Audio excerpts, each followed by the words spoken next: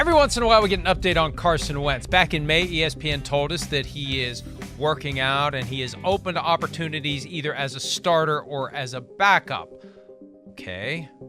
Not many starter opportunities out there for him, and if there was one, he'd already be on a team. Now ESPN tells us he's throwing and studying film with former Raiders and Buccaneers coach John Gruden as he awaits his next opportunity. Where's that next opportunity for Carson Wentz going to come from? That next opportunity should come from the Miami Dolphins. Yes, we all know that the Miami Dolphins are set on Tua Tagovailoa as QB1, but behind them is nothing but trouble. The Miami Dolphins should sign Carson Wentz today, and there are two big reasons why they should do it and do it as soon as possible. Those two big reasons are Mike White and Skylar Thompson. Going into this NFL season with everything the Dolphins have riding on it without a viable top-tier backup is a recipe for disaster. In fact, it's such a disaster, it may border on malpractice. I'm not here to discuss Tua Tagovailoa's injury history. We all know it. We've read the stories. We've lived through it.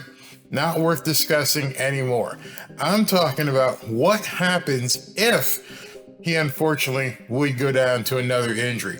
What's the break glass scenario? What are we doing if Tua Tagovailoa can't go for an extended period throughout the season? You have to accept and understand that neither Mike White or Skylar Thompson have shown the proficiency to lead this team deep into the playoffs. And the preseason has completely underscored that. But I doubt the Dolphins would have the guts to sign Carson Wentz. Not because they're overly confident in Mike White or Skylar Thompson, but because of this. He's one of those guys that, as a backup, he can be probably a little threatening, and not every team likes that. And every team wants their backup to be this huge Adonis presence who's got a rifle for an arm that's going to make, people in the locker room every now and then go, wait, why doesn't he play? Look what he's doing at practice and all that. As I mentioned earlier, this video is not about Tua's injury history. I'm not going to belabor that point whatsoever. This is about having an insurance policy. We all know the upside. Upsides always take care of themselves.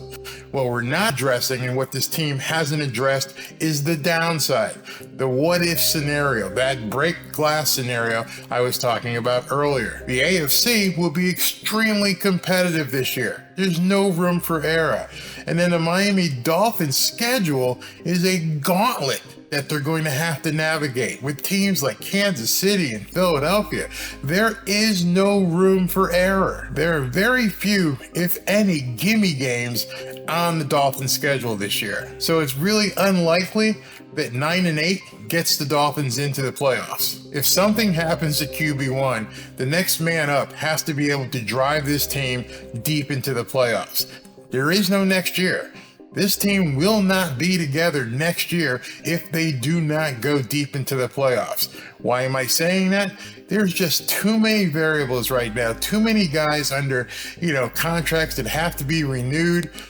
Tua is on his 5th-year option. They're going to wait till after the season to decide if they're going to extend him. There's a lot depending upon the success of this year's team. It's like nobody wants to discuss what actually could happen. Nobody wants to talk about it. It's bad juju. But at the same time, as a coach, as an administrator, you have to prepare for the worst. Hope for the best, but prepare for the worst. What happens if QB1 goes down?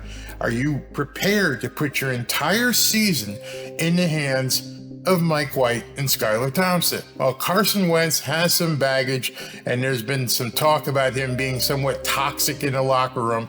Hopefully that's something that Mike McDaniel could manage. He's obviously better than both of the current backups. He's big, he has an amazing arm, he's mobile, he's cheap, and he's available. So tell me why the Miami Dolphins shouldn't go out and sign Carson Wentz. Let me know in the comments. I can't wait to hear what you guys have to say. Fins up. Is anybody catching on to this Barry guy?